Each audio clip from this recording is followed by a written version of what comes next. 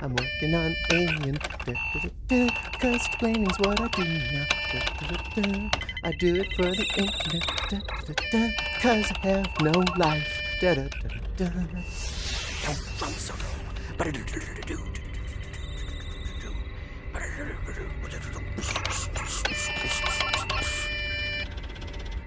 Oh fuck, I just deleted the whole thing.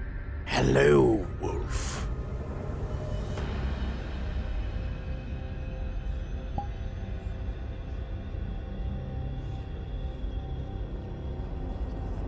Naked. I am the... That's not the point. You actually have no balls. That's not the... Shut up! Okay, who are you? I am the devil on your shoulder.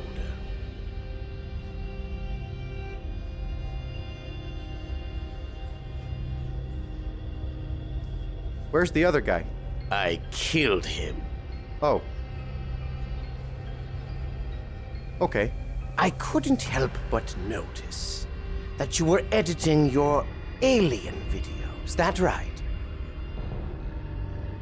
Yeah?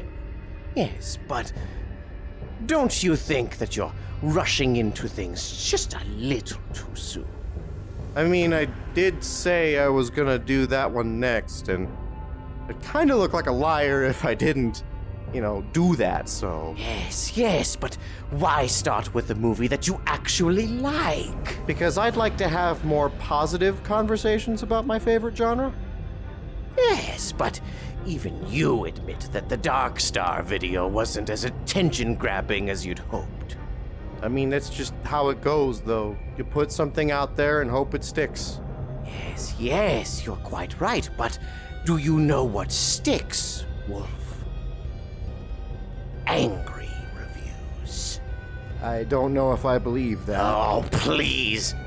Everyone back in the day wanted to be the next AVGN, and here you are talking about obscure nerd culture and trying to gain the attention of the masses, and you choose to dabble in movies that you can do nothing but praise? Well then, let me suggest what your next video should be about. Have you ever heard of Star Crystal?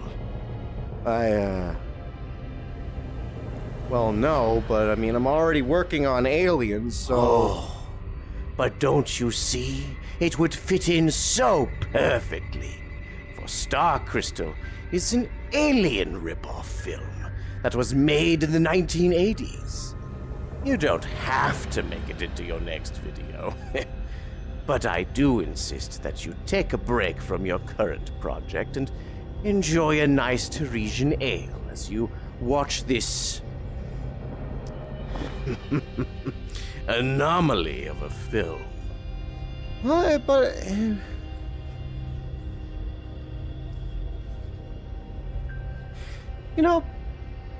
I guess I could use a break.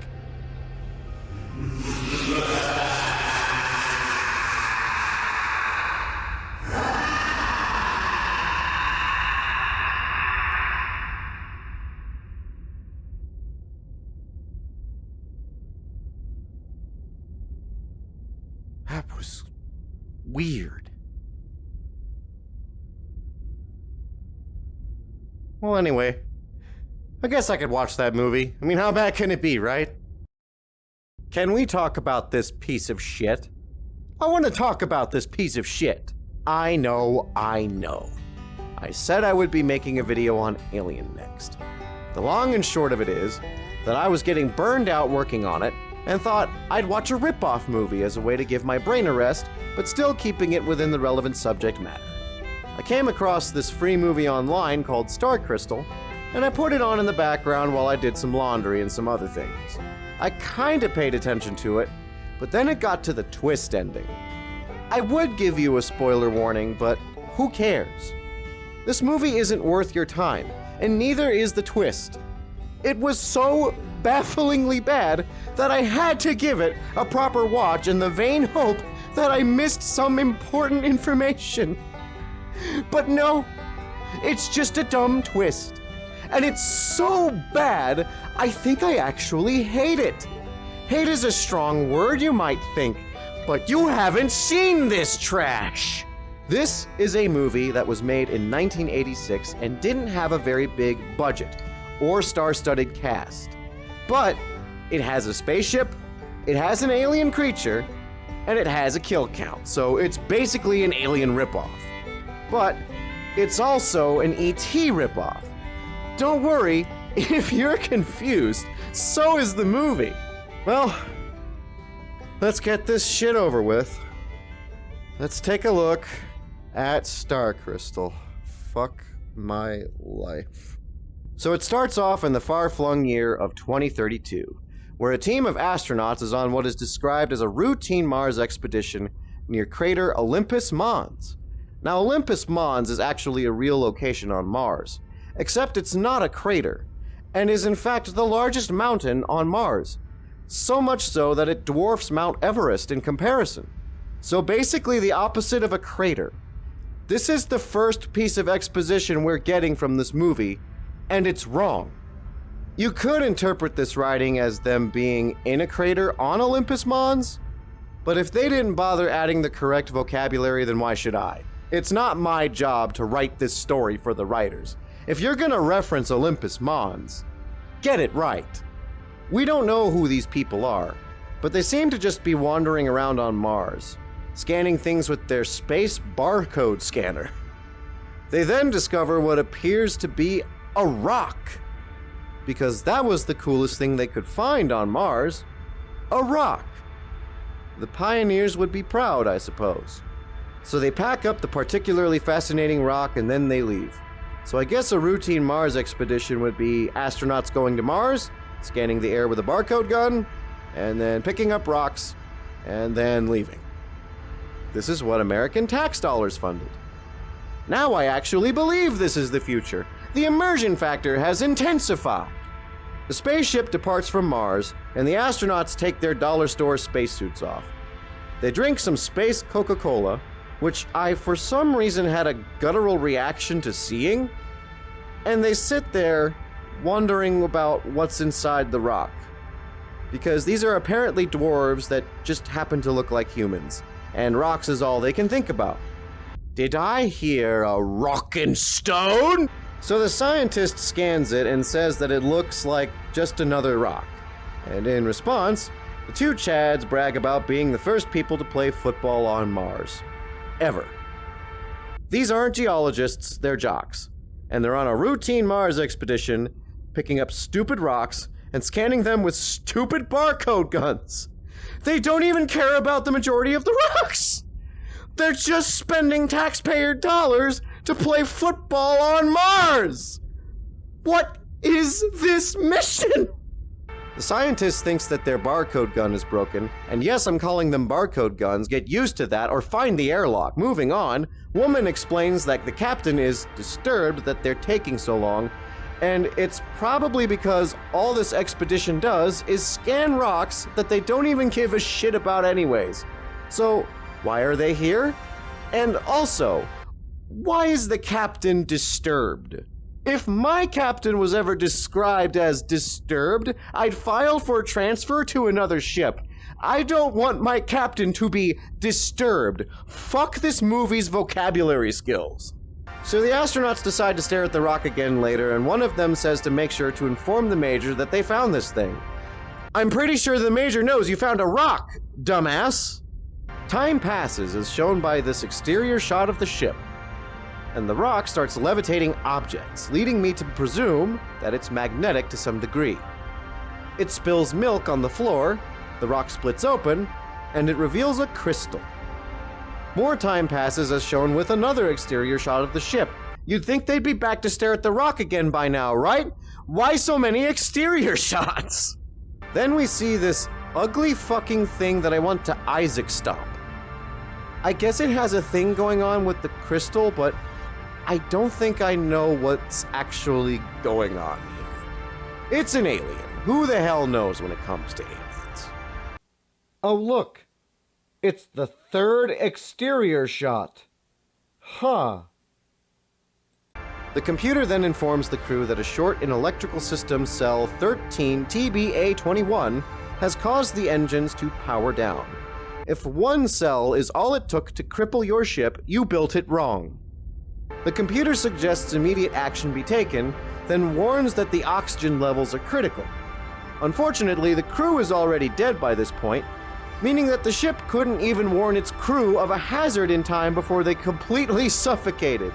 Dark Star was built better than this, and that speaks volumes. They also seem to be huddled up in this area together, making me wonder, were they even trying to fix the ship? Fucking Doolittle had more initiative than this entire crew. The fuck? The computer then informs us that the air supply was turned off. Then we get this shot of two different crew members who died reaching for the same mask. This crew was full of assholes. So that was Star Crystal.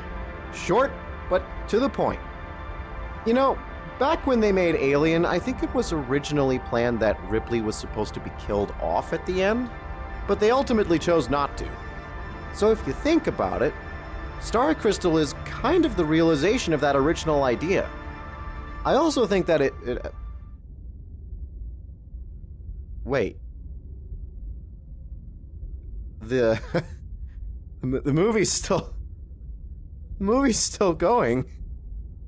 Wait, what? The movie's still going? You killed the whole crew. The end. Well, what else is there to talk about? Okay, so there's still more movie, apparently. 2 months have passed and we're at this space station. The ship with the dead crew manages to somehow land itself inside the space station, which has 2 Millennium Falcons attached to the door. Did you think nobody was going to notice this? Or did you think this was some clever homage? Because it has the subtlety of a whale landing in a busy intersection after plummeting from 10,000 feet. So here we're introduced to L5 Docking Security Officer William Hamilton. I'm not referring to them by their ranks because they don't deserve that. I spot another hidden Millennium Falcon that's not hidden because look at it, and we learn that Hamilton is here for an emergency council meeting regarding malfunction of neutron reactors. Neutron is spelled wrong. Also, death of crew on shuttlecraft SC-37 is going to be a topic of discussion. Well, we get to see a shot of some guy walking out of Dock 4, then this guy pushes buttons that make a fake starfield. You could simplify this by, making it a single button. Or a switch you could flip. Why the fuck you need so many buttons? We see unnamed guy reach Dock 7, which is the same set with a different number sticker. But I'm not judging that. This is where we meet Lieutenant Girl.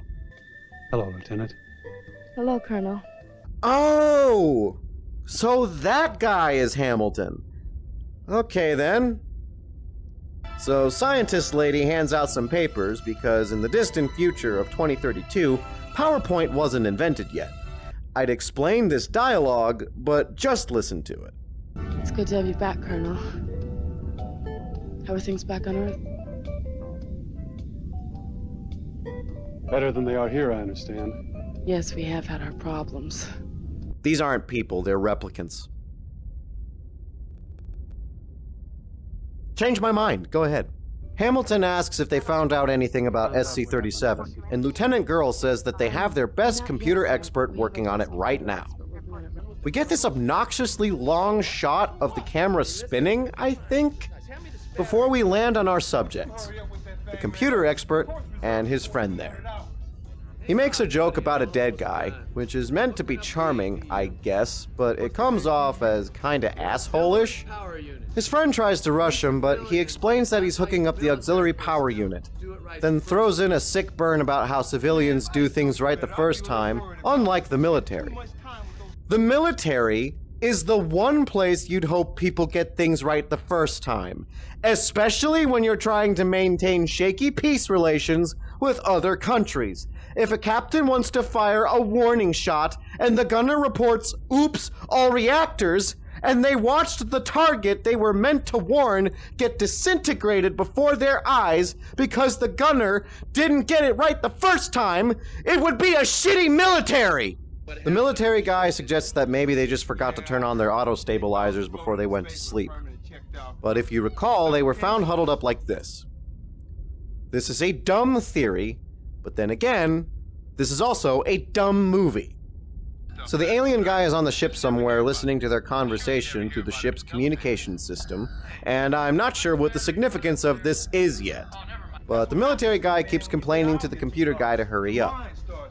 Meanwhile, the council meeting where Hamilton is at seems to be full of corporate suit types trying to deflect responsibility for damages to some valves either on the ship or the space station, because it's not specified by the movie. At least there's one thing I can give this movie credit for. It is a perfectly accurate portrayal of Boeing executives. Back at the ship, though, military guy bounces a ball and it causes sparks to fly out of this thing, and the computer guy gets mad at the military guy, so the military guy is all, "Fine, I'll just leave." But then something shakes and the two look at each other confused as to what just happened. Alarms start blaring, people start running, the council sits there confused, the station lights start to flicker, and Hamilton decides it's time for them to leave, so the council adjourns and fucks off. Apparently all of this chaos is the result of a fire in the reactor core. How did that happen? Why did that happen? It doesn't matter. Here's the Falcon again. So there's a lady in the ship's engine room who was never established previously, and she says that they should get the hell out of here because the space station is about to blow up. If a single reactor fire can destroy an entire space station this big, you fucked up. Is there a lack of engineers in the future? Is this like Interstellar? The blonde one starts freaking out and the military guy sits her down, because women are helpless, emotional, and fragile things who require the presence of a man at all times. This movie was written by a man. They leave in the ship and the space station explodes. What happened to Hamilton? He's dead. Oh, did you think he was going to be important? Fuck you. Now we're on the spaceship for the rest of the movie, and so far, we met the ship's previous crew, who died. We met some fuck named Hamilton, he died, and now we're back on the ship with a new crew. And this movie has started 3 times already! What the hell is this? Computer guy asks Billy, the engineer lady, to come up to the bridge, and she gets an attitude about it. The appropriate response to nearly being disintegrated by faulty engineering. We see the alien again, and then time passes as implied by this. The crew says they only have enough food for a few months, and that a rescue ship won't be able to reach them for over a year, which means some hard decisions are going to need to be made. Except they won't, because it turns out there are emergency supply caches that they can link up with and restock supplies on, so they'll be able to survive. So much for tension. The military guy figures out that a crew should have certain people handling certain duties. Like none of these people knew that already. And he starts handing out positions for the crew to fill. One of the girl characters, and I promise it's just because I can't be bothered to retain their names, starts questioning the computer guy on his ability to pilot the ship. The computer guy says that the ship is flown with a computer, so he should be just fine for the role. Except that's not how it works. Just because I know how to use a computer doesn't mean that I know how to hack a computer, or make a program, or write a line of code. But because you know how a computer works, you can fly a spaceship. I'm with girl character. Fuck this guy. So Billy says they can't re-enter the Earth's atmosphere in this shuttlecraft, but then devises that if she can modify the propulsion system, that they can survive re-entry. Okay, but if the ship was never designed to re-enter the atmosphere, your best bet would be to call for a rescue craft to come up and get you when you arrive in orbit. If it wasn't made to land on a planet, what's your plan gonna be when you hit the atmosphere? Even if you survived. Judging by the design of the ship, it's not very aerodynamic, and lacks control surfaces, meaning it's essentially a brick. You are going to plummet, and no amount of burning upward is going to help you. These people are stupid. Military guy then decides that computer guy should be in charge simply because he's flying the ship. This is John. John is our pilot here aboard the Luna Sea. Tell us, John, do you like being a pilot? It's alright. Oh, good. So, because you're flying the ship, does that automatically mean you get to be in charge? No. Oh, what a fascinating answer. And why is that? Because I don't want to be the captain. I want to be the pilot. Good. Because you try to pull a mutiny on me and I'll kill you. Oh, look, it's another exterior shot. Oh, boy. Military guy then establishes himself as an ass guy. Then computer guy comes in and feels morally indignant over military guy's preferences. Boy, you're really too much. The computer tells them that it's plotted their course and that it will take some time for them to make it home. And then we learn that the computer is only programmed for the computer guy's voice, meaning he has absolutely the most power on the ship. If a ship's computer only wants to be your friend, you have a powerful ally. Military guy learns that the food at the first supply depot is K-20, and it apparently tastes like dog shit, so he complains, because that's something humans do in a survival scenario. They act picky about what food they want to eat. Dumbass. The computer then says it can't set a course to the supply depot because the propulsion systems are still down. So it managed to work long enough for the ship to escape the space station just before it exploded, then it broke again. Or is the computer just being a lying bitch? Computer guy and Billy have a trivial argument, just like real spacers do, and then the engineer complains that she doesn't want to do any work until the ship starts working the way it's supposed to. Bitch, is that not what your job description is all about? Hooray! Another exterior shot. My favorite part in Alien was when they just kept cutting to shots of the Nostromo every time a scene ended. Woo! My favorite trope. Are we sure this isn't a Gene Roddenberry film? Of course not, because Gene Roddenberry knows what a spaceship is! So girl character checks out the water supply and sees that they still have 2 out of 3 tanks full of... Oh wait, this thing has over 70 water tanks? Where the fuck are you storing 70 water tanks on a short-range shuttle? Computer guy does this cringe intro for his transmission to girl character, but girl character tells him to shut up. I don't know her name, but so far she's the best character of them all. Computer guy tries to get a report on the water supply, but girl character says that she already gave him that report, but just discovered that a contaminant has gotten into some of the water tanks. Rather than communicating things clearly to one another like adults, this crew likes to bicker to each other like children with an attitude problem. Still think the not pilot should be captain because he flies the ship? Dumbasses. All of them. Billy climbs through the vents and reports that she just fixed the propulsion system. Then she finds some slime on the ground. Oh boy! First blood! Finally! And keep this one in mind as well. Trust me. So Billy dies and Blonde Lady brings some food up to the bridge. Military guy and blonde lady have a scene together that tries to play itself up as romantic, because the pervy ass guy is definitely somebody that a woman would be into. Fuck this guy, get yourself with Parker, because he'll get you that bonus situation. Now I love that despite being in a desperate situation, the computer guy / pilot / ship commander is trying to keep things on the up and up with his attitude. Gotta praise this movie for something. Not every piece of media is irredeemable, but the movie is gonna need to do more than that to impress me at this point. Blonde lady has another scared and emotional moment, and the men calm her down because we need to really drive the point home that she's a delicate little flower. You don't belong in space, woman. You belong in the kitchen. Yes, I just love these exterior shots. Please give me more. Blonde lady makes it to the engine room and looks around for Billy. The movie does this character walks slowly as creepy music plays trope. Then the creature reaches out, but then she turns around and it's not there anymore. Because fuck you. She notices the slime, walks slowly some more, then sees a wrench, then she slow walks some more, then she sees Billy's body, and the soundtrack pretends it's Psycho for a minute. Blonde lady runs away, and she tells girl character that Billy is dead. Girl character takes a sample of slime from blonde lady's jumpsuit and analyzes it over an even fancier looking barcode scanner.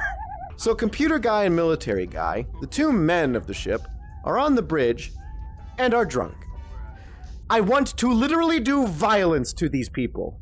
But just have a listen to this exchange between girl character and computer guy. Hello, beautiful. Cut it, Campbell. We don't have much time, so listen and listen carefully. Sherry's just come back from the engine room and is hysterical. As far as I can tell, something has happened to Lieutenant Lynn, and it has something to do with the slimy substance all over Sherry's pants. We've always been a little suspicious of Billy's lesbian traits. And then the men take it out of context because they're drunk and also assholes, so girl character rips out the radio because she's about as fed up with this shit as I am. Still the best character, and I can't be bothered to remember her name. So the computer guy and military guy decide that since girl character doesn't want to use the radio, they get on the PA system because they're assholes. Computer guy tries apologizing, but girl character isn't having it. She might be the one who redeems this movie. We shall see.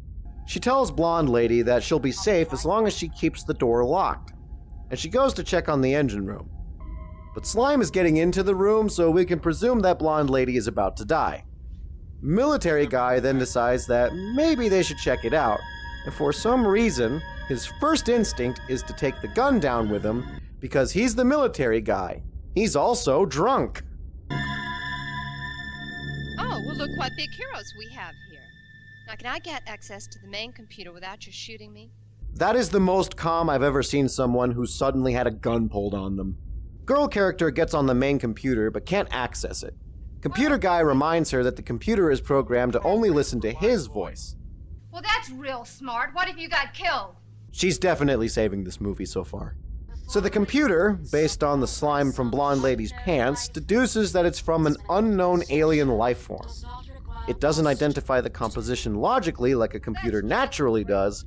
It just smells it and goes, "Yep, you got aliens." It also says that the creature doesn't need oxygen to live.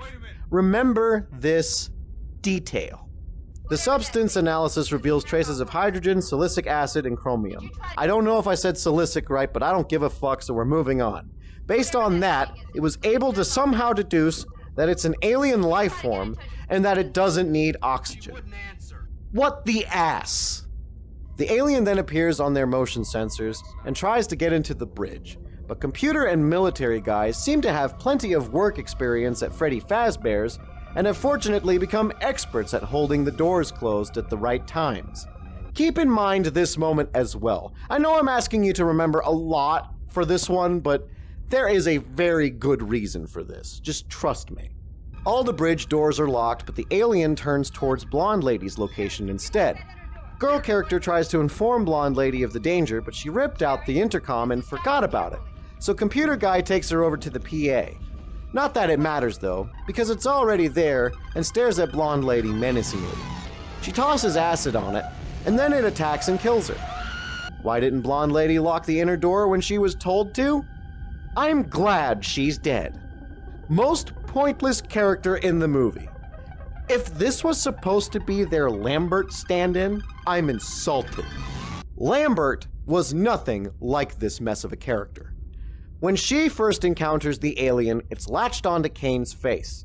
After helping to carry Kane back to the Nostromo, Ripley denies them access and Lambert tells her to fuck off. After they bring Kane to the infirmary in the extended edition, she straight up bitch slaps Ripley.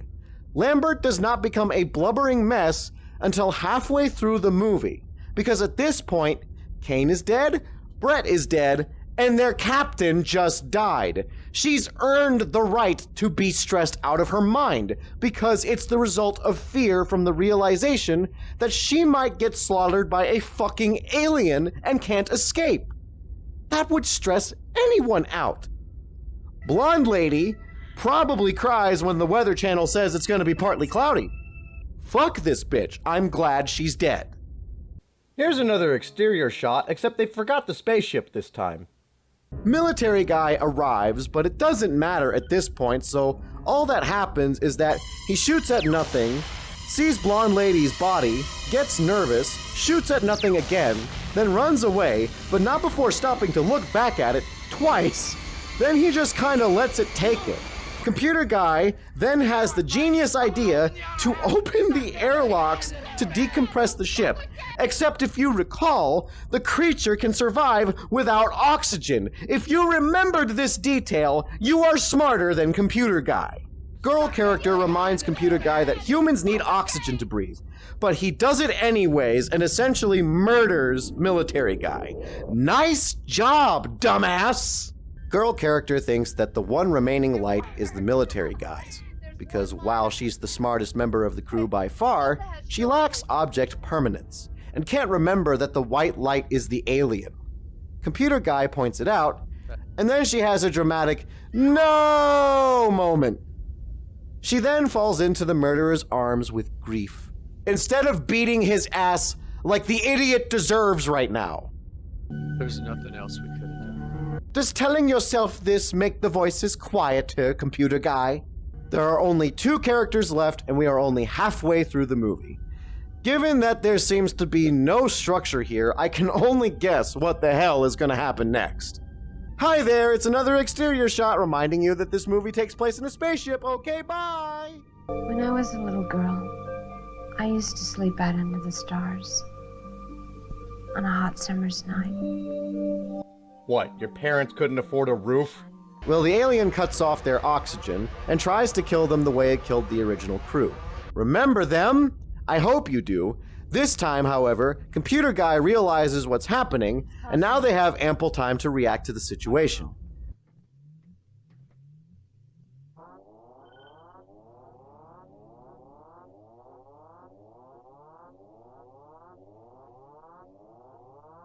The computer says that computer guy is the one who gave the order, suggesting that the alien somehow learned to mimic his vocal patterns, then learned to mimic the English language, or at least a few key phrases with some context, and then it managed to shut off the oxygen. What, next you're gonna tell me that it can talk? Computer guy orders all the terminals be disconnected except for the ones in the control room. Then the air supply returns to normal. I don't know how that works, because it doesn't, and it shouldn't, but for now, they're safe. They find footage of the original crew from when they landed on Mars, and... wait. If this thing can't handle atmospheric re-entry, then how did it land on Mars? Like, how did... You know what? I don't actually fucking care. This movie certainly doesn't. Why should I?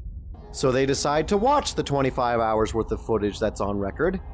But since that would take them, like, 25 hours, they decide to speed it up. And then it plays like one of those old 1920s silent movies. But this feels wrong. It's even got the ragtime piano music in the background. Did they think this was funny? Were they trying to be funny? Well, as if it were a miracle, another shuttlecraft shows up and radios in. The crew tries to respond, but the other ship can't hear them. Computer guy believes that the alien is jamming their signal somehow. The other ship then suggests something that I honestly have to give credit for. See, rather than simply brushing them off as a derelict, the other ship tries to get confirmation another way, and suggests that the crew turn their ship a little as if to wave hello. It's not much, but it would at least confirm that the crew is alive. The one smart thing the movie did, and it's in a throwaway line. The crew does so and gives him confirmation. The other ship then reports that he'll stay with them and check back on the same frequency every few hours to make sure the crew arrives safely. This shuttle pilot has become the new best character. The computer guy celebrates by doing this. Damn it! Damn it! That son of a bitch thinks he's gonna kill us! The best news you've had in a while, and now you choose to snap? So computer guy starts hitting the doorway and makes girl character cry, so he hugs her. The alien then looks around and levitates a wrench. Why? Fuck you. That's why. Guys, look! It's another exterior shot, but very far away now. Hi, Mom! Computer guy and girl then find the vast amounts of research information that the previous crew did on the alien, which, if you recall, should have been absolutely nothing because they died before they could study it. Whatever. The alien was small, then it became big, then it got smart. That's all they learned. Based on this information, the computer guy deduces that it must be part of some alien probe that crashed on Mars, because aside from being a computer guy, pilot, and commander, he's also apparently an expert on fucking aliens! The notes also seem to state that the crystal that the alien has is some kind of computer. The creature uses the crystal to learn how to use the ship's systems. That's how it's able to access the computer. But that's still not how... You know what? Fuck it. This story is so bad I can't even read my own writing for this shit. Suddenly, the other ship alerts the crew that a meteor storm is inbound. I know they're called asteroids, but the movie calls them meteors, so I have to call them meteors. So the other ship tells them to take evasive action, but it's too late to do anything about it. So they go into the meteor storm. And the alien uses its magic crystal, I think, to generate a force field around the ship. So the crew discover that the alien made a force field, and thanks to that, they survived the meteor storms. Have another exterior shot while you're at it. 2 days have passed, apparently, and computer guy kisses girl character in her sleep. I would be genuinely shocked to find out if the writer actually had a girlfriend when he's writing shit like this. This is creepy, not heroic. Fuck you.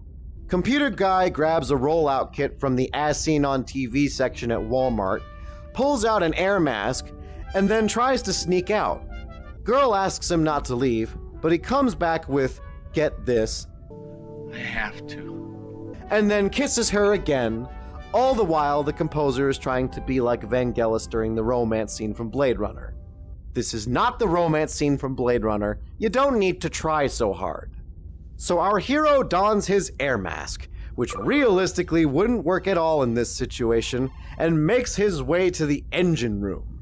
He navigates this hamster maze of a ship, but he could have just gone in a straight line according to the map.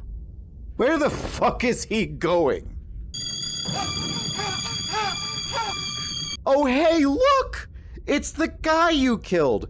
Just remember, there was nothing you could have done, so no need to feel any guilt over it. Computer guy makes it to the engine room. The alien watches him, then reaches out like it's going to kill him. Then it doesn't. Computer guy flees, and the air supply returns to normal for some reason.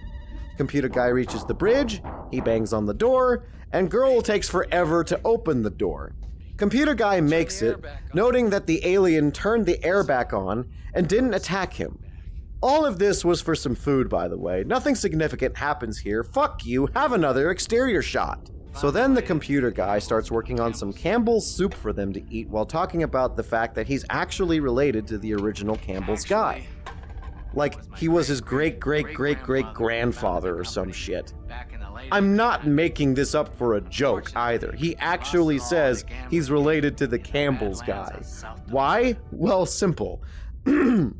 Fuck you!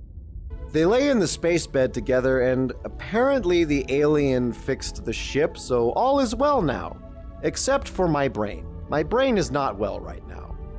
So much so that I'm giving up here. If you'll excuse me, I'm going to make some Campbell's soup. Because that's all this movie made me want to do. Stupid fucking movie, I can't believe I'm wasting my goddamn time with this shit. Oh my god. And just where do you think you're going? I'm going back to the Alien video. Fuck this movie, I'm tired and I'm over it. You are going to turn around and finish that video! Or what? Or I'll burn a hole through your ship! Do it, asshole!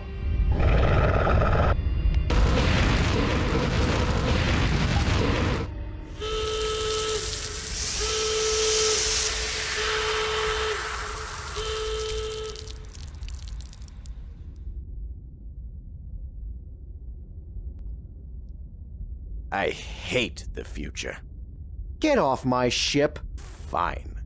But only if you finish the Star Crystal video. All right! Fuck! I'll watch the rest of your stupid movie! God, motherfucking damn it, I hate this shit! So anyways, the alien starts messing with the computers again, and it's using it to learn about the evolution of the human race. Why a short-range shuttlecraft needs this information is beyond my comprehension. It then finds a whole section on religion, and ends up looking at the Bible, and it finds the verse Luke 6, verse 27. But I say to you who hear, love your enemies, do good to those who hate you, bless those who curse you, and pray for those who spitefully use you. It also finds Matthew 7, verse 12. Therefore, whatever you want men to do to you, do also to them, for this is the law and the prophets.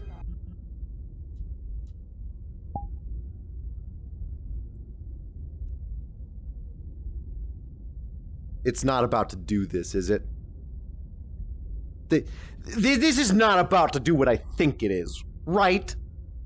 It can't be. You can't do that, right? It's not going to do that. The crew try to figure out how to access the computer in the engine room to decelerate the ship, because apparently you can't run the engines from the control room. You have to fire them from the computer in the engine room. Shit. Spaceship design. So brave manly McMahon over here tells her slowly, like she's stupid, to not open the door again until she hears his voice. I'm sure she is aware of this common sense, but the movie has decided that she's stupid now, so she just nods slowly. Fuck characterization in movies, am I right? He goes into the hamster maze and... You know what? Fuck it. We gotta talk about the hamster maze. Why even this? You mean to access any room in this thing, you have to crawl through this dumb system of tubes? Wouldn't it be nicer if those were, I don't know, corridors? This is the worst spaceship I've ever seen in sci-fi history. Nothing that I can think of comes close. This thing is a flying travesty that should never have been built.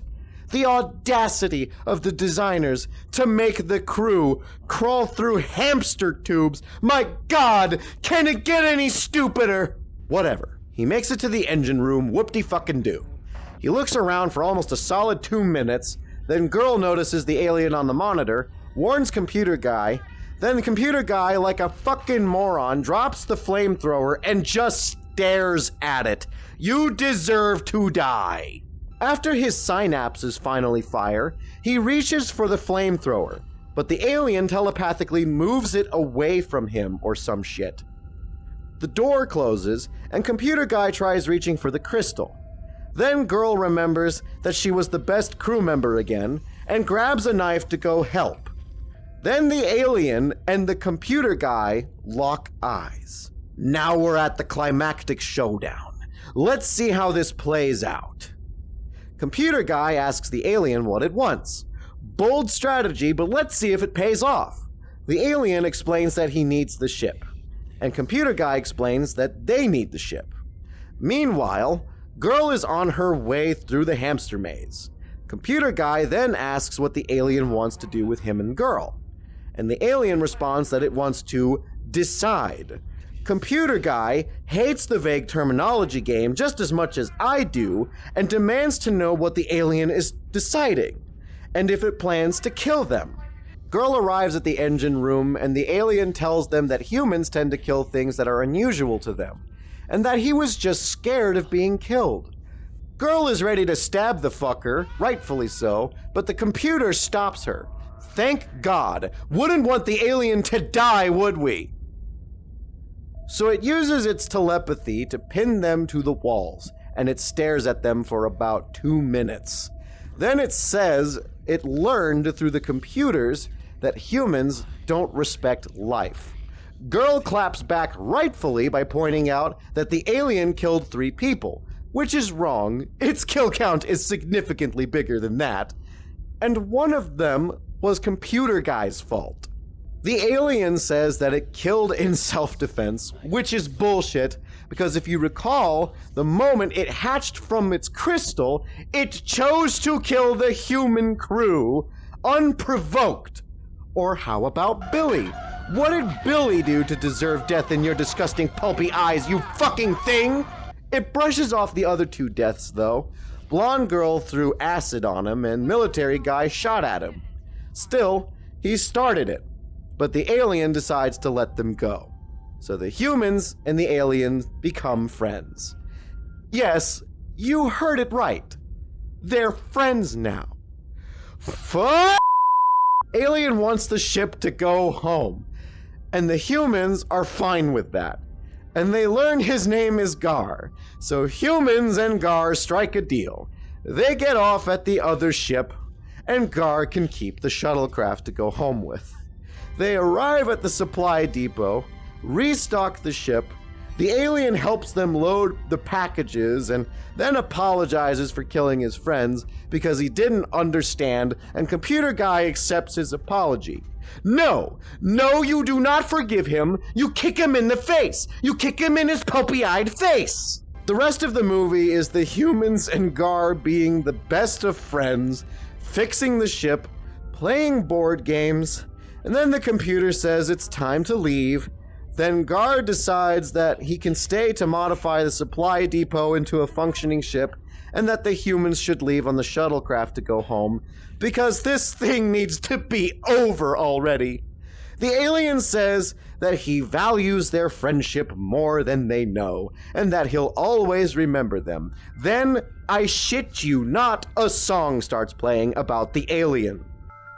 In space with a stranger, we do what we believe. Then more exterior shots. And finally, they make it to Earth, where we can only hope they burned up in the atmosphere and died. And that's it. That's Star Crystal. That was the fucking worst. Say what you will about Dark Star, but its story was at least engaging, fun, and entirely logical. Star Crystal was a movie that was high on meth to the point that they thought it was actually filmed in space. Oh no, this is for real. It's in the credits. Now, because I didn't pay any money for this movie, I didn't feel like I lost anything other than my time and sanity. But what the fuck is this story? I just did a whole explained video on it, and I still don't know. Whatever. I'm done. Movie's over now, so I'm going back to Alien. Fuck this shit. I'm out. Well, thank God that's over. Now I can get back to my life, and god damn it, you're still here? Hello again, Wolf. Fuck off! Wait, I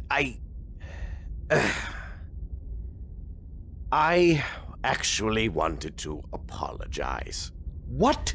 See, this is my first day as a devil, and I wanted to make a good impression, but I didn't understand the stress that Star Crystal put you through, and I'm deeply sorry, and I hope that you can find it in your heart to forgive me, as I have already forgiven myself.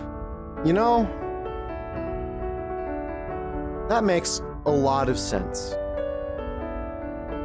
And I think that maybe, just maybe, a devil like you and a space pirate like me, well, maybe we can get along. You mean, really? Of course not, you fucking idiot.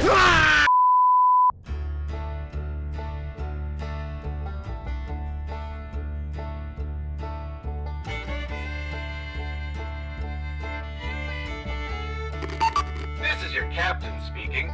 We are now resuming our journey to LV-426.